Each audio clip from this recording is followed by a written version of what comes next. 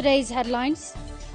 In an open letter to the African Union, President Debretsion says an end to the siege is imperative to ending the conflict in Ethiopia.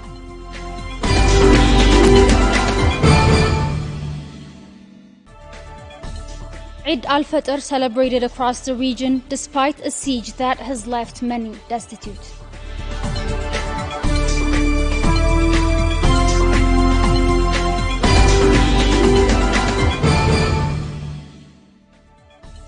Prominent general dead just days ahead of a court hearing that was expected to set him free. Government of Tigray calls him a dedicated servant of his people.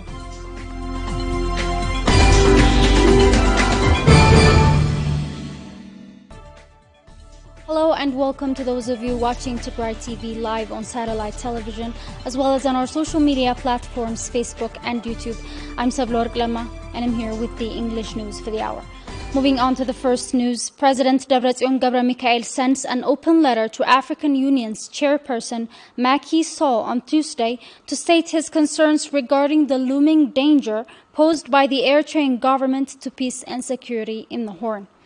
The president said the Eritrean government had been emboldened by the failure of the international community to take punitive actions as it continues to commit grave violations of human rights, both within and outside of its borders. The president called for the unconditional end to the siege on Tigray, including withdrawal of invading forces, provision of unfettered humanitarian access, as well as restoration of essential services, saying this is imperative to end the conflict. Abel Tsagabu has more for us.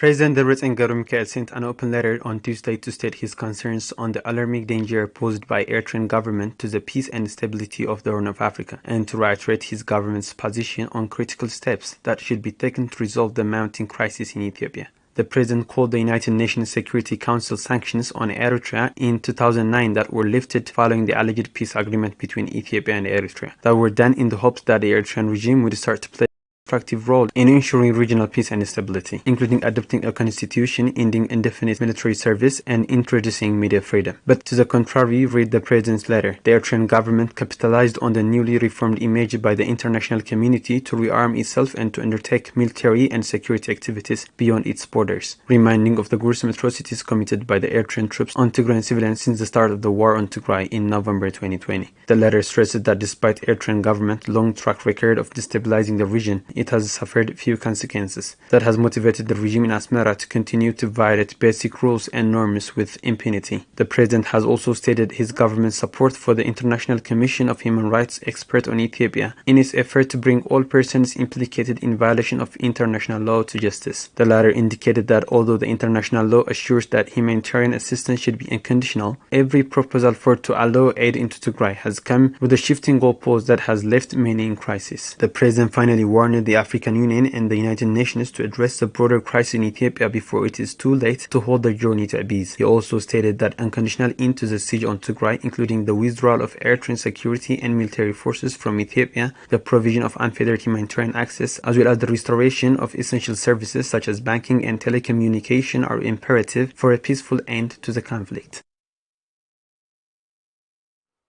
Yesterday, Magala celebrated its 143rd Eid al-Fitr despite the ongoing siege on the region that has left many destitute. Many condemned the destruction of Al-Najash Mosque during the celebration and called on the world to end the siege on Tigray that is devastating millions. Our reporter Sarun Tsagai has more for us. Eid al-Fitr celebrations were held colorfully in Magala yesterday, despite a 10-month-long siege on the region that has devastated the city's residents. Addressing the gathering, Sheikh Ahmed Abdel Qadir, president of the General Council of Islamic Affairs, stated that the Muslim community here in Tigray is celebrating Eid under difficult conditions. This year's Eid al-Fitr is celebrated while facing several difficulties. As Tigrayans, we have been subjected to gross atrocities. We are being kept silent and blocked from reaching the world by the communications blackout. We are celebrating Eid while completely severed from the world due to the ongoing siege. The attendants held messages condemning the genocide on the people of Tigray and the destruction of the Al-Najashi Mosque in eastern Tigray, one of the oldest and most precious sites for observers of the Muslim faith, attacked by Ethiopian and Eritrean artillery at the outset of the war. The Sheikh also condemned the recent killing of innocent Muslims in Gondar after an armed group opened fire during a funeral service for a prominent Sheikh in the city. In other places, our brothers were brutally murdered while they were fasting during Ramadan. The Sheikh called on the international community to respond to the crisis in Tigray with the same urgency as they have other crises around the world.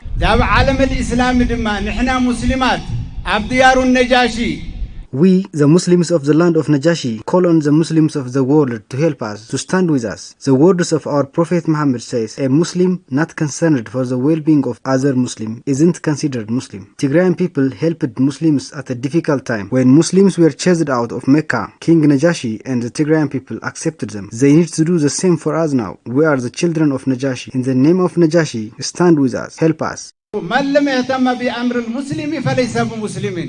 The attendees also called on the countries, especially Muslim countries, to stop being accomplices in the ongoing genocidal war in Tigray.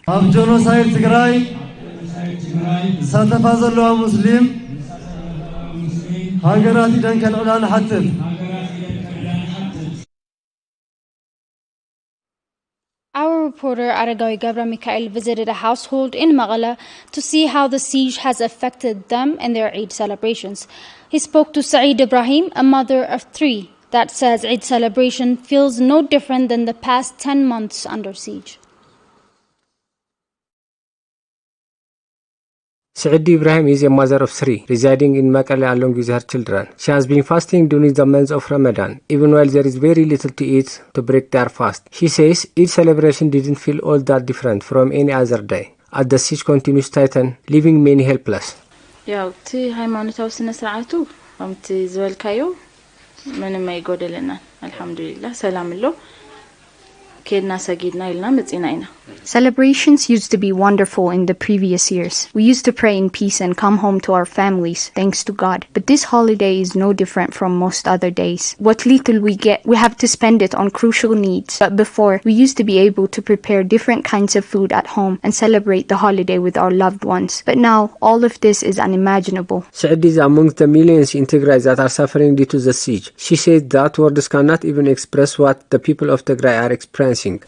ናብራ እዚ ካግለጽ አይካል ማለት ንኹሉ መግለጽ ስምዒትካ ትገልጸሉ መንገዲ ክህሉ አይካል እዚ ሕጂ ዘሎ ኹነታት ግን ኩሉ ስምዒት ዝውድ እዩ ክብሎ ይኽእል There are no words to describe our lives today. We have words for many things, but it's difficult to find the right one for what we're experiencing today. Everyone is either angry or sad. You ask me to share how I'm feeling, but how can I describe a time so difficult that I'm not even able to provide for my children? Saeed said that the worst part of the siege is that it's made it impossible for people to work and earn for their families. ወጽኻ ንደቅኻ ዝኸውን ነገር ሒስካ ክትኣት ዘይተቐለሉ ኹነታት እዩ ዘሎ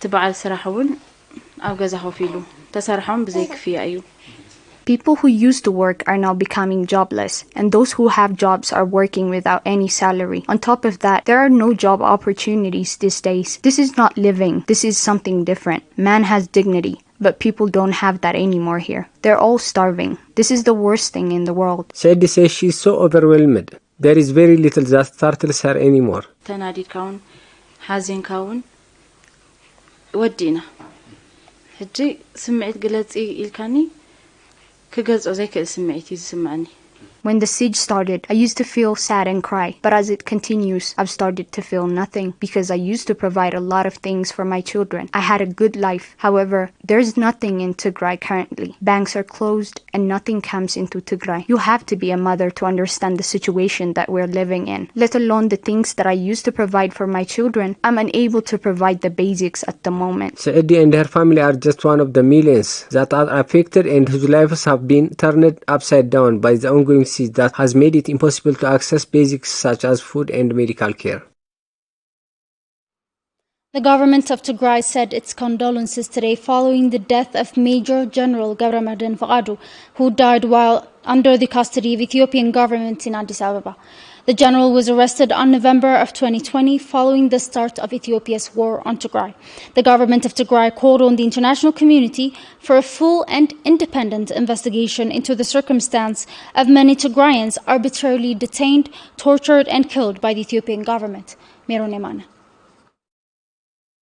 The government of Tigray has stated its condolences following the death of Major General Gabramadin, who died yesterday while in prison in Addis Ababa. The government statement said that he was imprisoned on trumped-up charges, tortured and killed by Ethiopian authorities. The statement said that the Major General had devoted his life to his country and people and worked tirelessly for economic and democratic progress. Major General Gabramadin joined the armed resistance against the military junta in 1975 and later joined Ethiopian National Defense Forces after EPRDF successfully overthrew the Derg before his arrest in November of 2020. When the Ethiopian government declared its war on Tigray, he had served as the Security, Cyber, Electronics and Communication in Ethiopia's National Security Unite. The Major General had faithfully served in Ethio-Eritrean War and in peacekeeping mission against Al-Shabaab in Somalia. The statement urged the international community to investigate his brutal murder and take action to bring to an end the Ethiopian government's arbitrary imprisonment, torture and extrajudicial killing of Tigrayans. Major General Gabramadin died just a day before a court hearing that was expected to set him free. The Major General is survived by his wife and 3 children. Commotions in Addis Ababa during Eid al-Fitr celebrations yesterday have resulted in more than 100 cases of missing children, including a 10-month-old infant. According to a statement by the city's police force, countless public property were damaged in a commotion the police force said started in a museum near the Museum for Victims of the Red Terror after police fired tear gas close to the women's praying area, requiring many, including pregnant women, to go to the hospital. This comes just a week after the violence in Gondar, and that had taken the lives of 21 civilians after an armed group opened fire on civilians attending funeral services of a prominent sheikh in the city. Their statement on Monday, the Joint Security and Intelligence Task Force said they've apprehended 76 individuals in relation to the incident and said investigations were ongoing.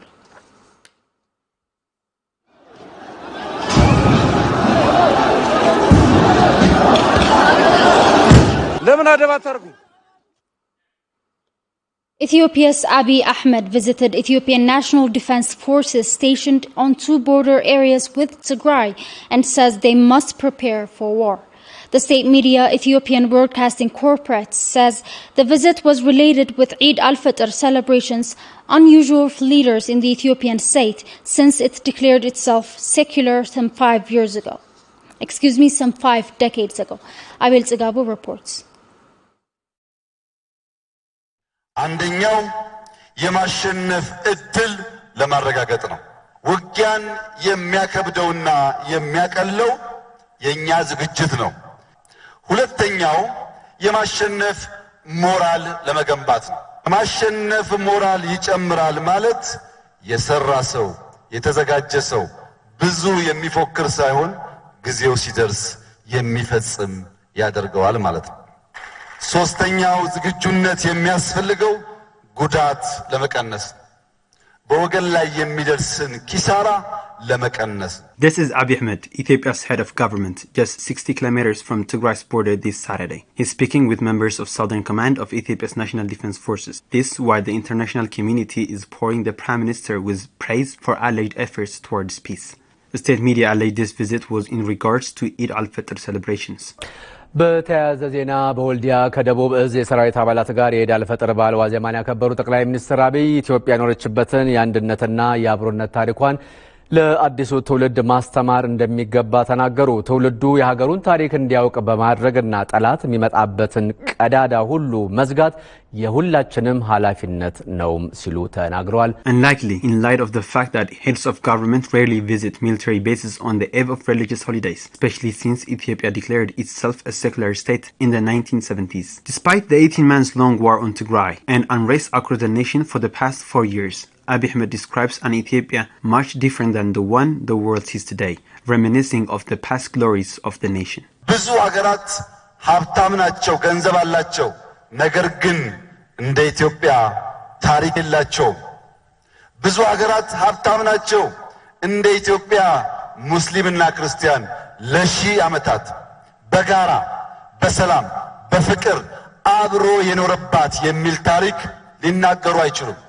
እቺ ሀገር የለማች እንደሆን የማትቆረጠም መሆኗን ጠንቅቀው ያውቃሉ። ዋና ስራቸው ልማት ማደናቀፍ ነው። Days earlier, Abiy Ahmed visited Soqota, a few kilometers from Amhar's border with Tigray, states that his forces should prepare to act at any time. Despite having declared a humanitarian truce on March 24, the Ethiopian government has allowed less than 6% of much-needed aid into Tigray, as it continues to withhold basic service, starving its population and threatening to ravage it with war. A recently published study by researchers in the United States and Tigray indicates that just 4% of health facilities in Tigray were fully functional even before the start of the siege in June of 2020. The study assessed 1,007 health facilities across the state, many of which had been rendered useless due to a deliberate and systematic destruction of equipments and structures. Salome Tigrai has this report. A recently published study that assessed the functionality of health facilities and geographical distribution of health crisis in Tigray between February 2021 and June 2021 found that just 4% of health facilities in Tigray were fully functional. The study assessed all 1,007 health facilities across the state. One of the researchers, Dr. Fasika Amdesilasi, says this has affected Tigray's health system to a degree that many are unable to access healthcare. The study came up with only 4% were fully functional. 96% of the healthcare facilities were not providing service fully. So this puts the people at risk of so many types of diseases and illnesses. And on top of that, add siege after June, because this study was conducted from February to June. So already, as you have said, 96% of the healthcare was compromised, and almost 70% or more, almost were not functional or no communication. On top of that, you add siege, where nothing came in, no additional medicine came in, or no additional thing, no supply came. So you can imagine how compromised the healthcare is in Tigray. The study categorized health facilities as fully functional, partially functional, non-functional, or no communication, based on important indicators, says Dr. Fasika. If a health facility has all the departments running, like emergency services 24/7, if there are officer or OPD services are available, if the communicable disease departments are available, if the non-communicable disease services are available, nutritional screening and reproductive, maternal and child health, all this, if all of them are functional, then we'll consider that health facility as functional. But if either of these are missing, or if only one is available, then that will be considered as partially functional. But say if the healthcare facility is deserted, or if it is destroyed partly or fully, then if no one is coming to get service, then we'll consider that health facility as non-functional. And lastly, in those places where we could not access, where we could not go and see, we consider them as no communication. Dr. Fasika also adds that the findings of the study point out that the fully functional health facilities are almost entirely located in urban areas, with health facilities in rural areas sustaining the most significant damage, leading to the near collapse of Tigray's health system. Most of the functional hospitals are found in the city, especially Magala city, and then some in Adigrat and Aksum.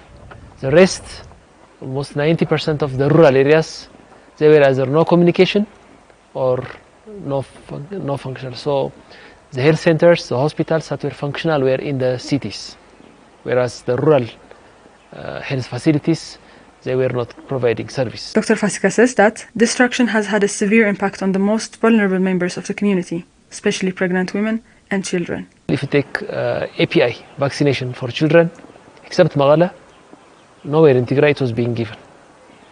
and in the 84 health centers that we labeled non-functional, mothers were not delivering.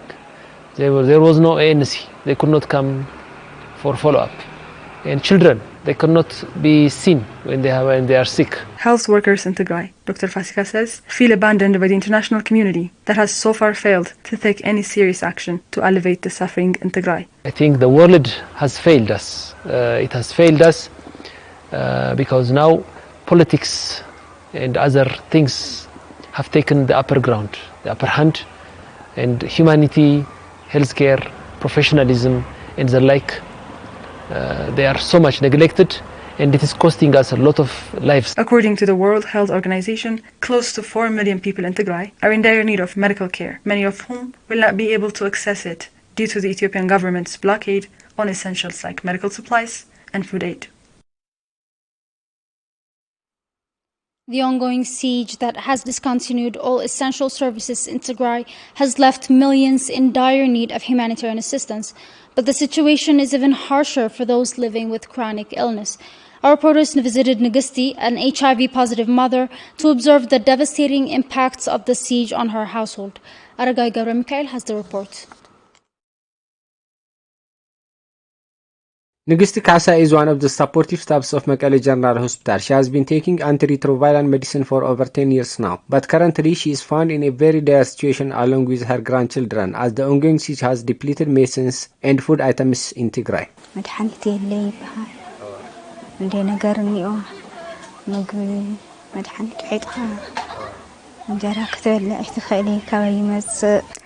There is a shortage of medicine.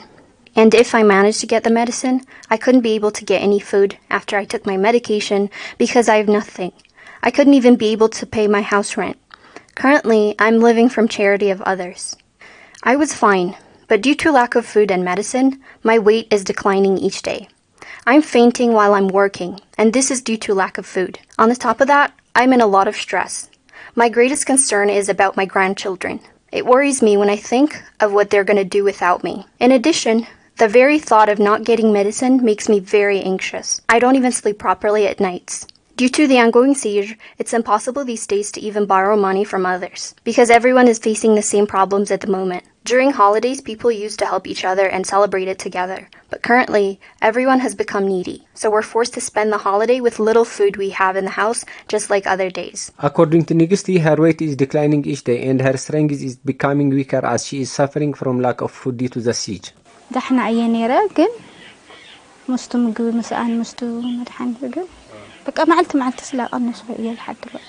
I was fine, but due to lack of food and medicine, my weight is declining each day. I'm fainting while I'm working, and this is due to lack of food. On the top of that, I'm in a lot of stress. My greatest concern is about my grandchildren. It worries me when I think of what they're going to do without me. In addition, the very thought of not getting medicine makes me very anxious. I don't even sleep properly at nights. Nigisti said that she spent the Eastern holiday just like the past 11 months as the siege has made everyone's life gloomy, and it is impossible to even borrow from others because everyone is facing hardship nowadays.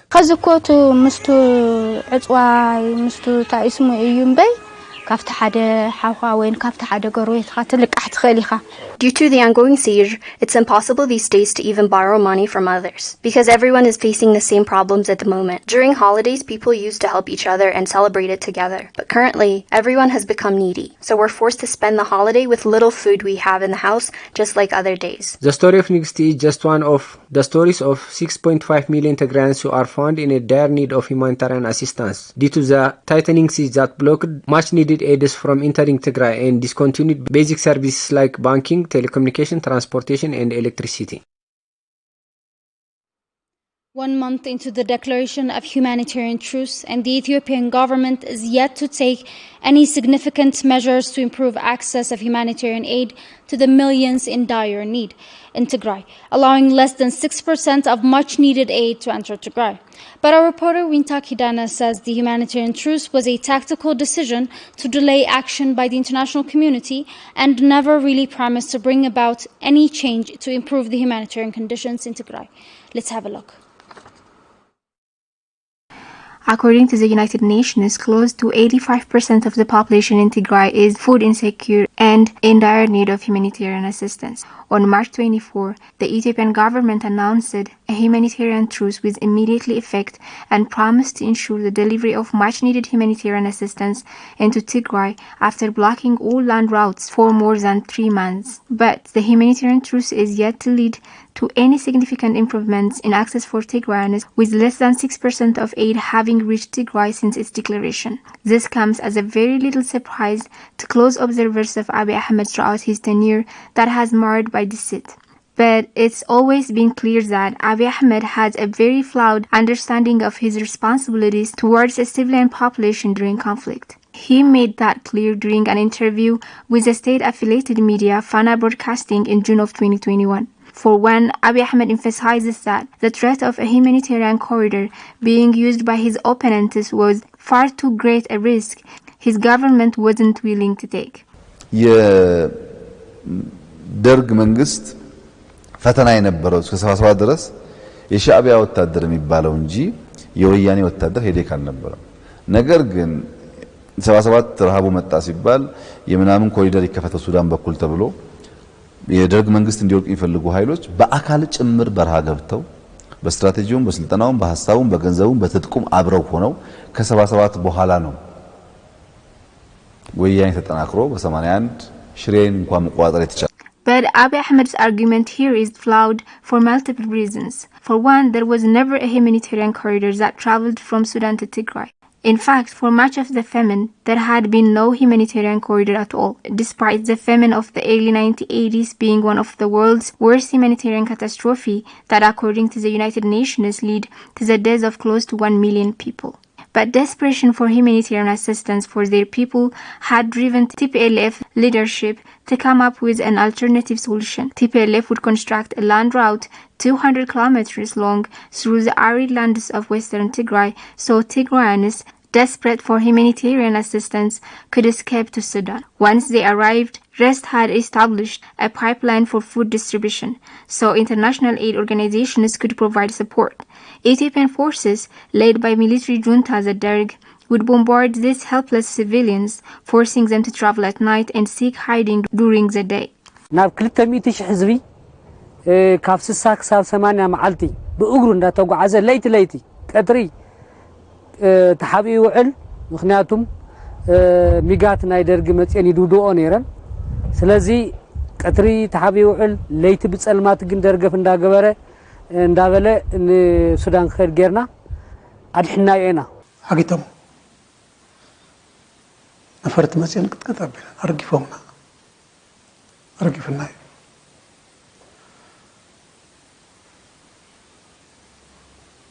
هزو السودان ما يحيزوا الحيزو تقبلوا بليت هيدو سكين تقعد علينا كافتزو وعقم اللوز بهالن شقنا ورها ليتي أكلت سومن إنا هابت كذا كساو السودان مقد صرقا صرقنا بولقايت. Another false claim made by the Abiy Ahmed during this interview is that TPLF benefited from the famine, but many members of TPLF would draw the opposite picture. The famine had in fact significantly weakened TPLF. CU Mesfin, longest running foreign minister of Ethiopia, and the then freedom fighter says Derg saw the famine as a gift from the god. زين نصلاي استمنا هاو سماي ورد وبتوي كيروسيدو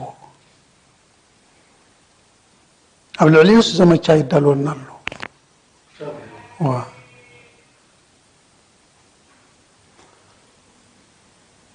بر تدريقو حمدنا لحسس قيد حزب نفرتنا قد كتقطقطو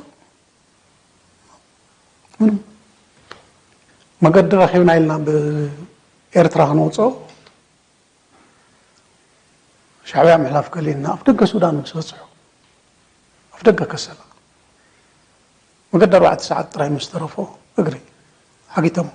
But accusations that the TPLF used funds raised for famine relief were disproved long ago. In the early 2000s, the BBC would report these allegations based on 2 former members of the TPLF. The allegations would soon be disproved, and BBC would not only be forced to formally retract its story and apologize for its errors, but the head of its East African division would be removed from his position. The Band Aid Trust say that in May they were told by the BBC's Director General that the programme was robust and excellent journalism. But an investigation found that there was no evidence to back up the claims that were made. And that's what's forced the BBC to make this apology and admit that the programme was misleading and untrue. Founder of Band Aid, Serbov Gildov, the charity organization that collected close to 8 million euros for famine relief in the 1980s, would describe the allegations as preposterous. And when we said it was nonsense, the BBC persisted with the report.